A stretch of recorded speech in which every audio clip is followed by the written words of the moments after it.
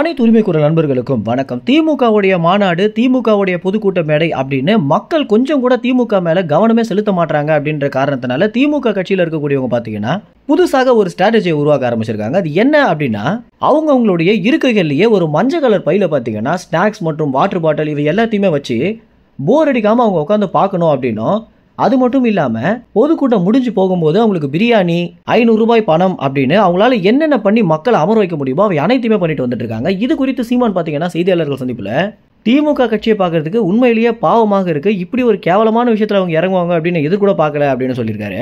முன்னெல்லாம் ஒரு 500 ரூபாய் பணத்தை கொடுத்தாலே மக்கள் வந்து அமர்ற நிலையில தற்போது எவ்வளவு பணம் கொடுத்தாலுமே திமுகவுடைய பொதுக்கூட்டங்களை மக்கள் கலந்துக்க மறுக்கிறாங்க அப்படின்னா இதற்கு என்ன காரணமாக இருக்கும் அப்படின்னு திமுக கட்சி பாத்தீங்கன்னா ஒரு பெரிய குழப்பத்துக்குள்ளா இருக்காங்க.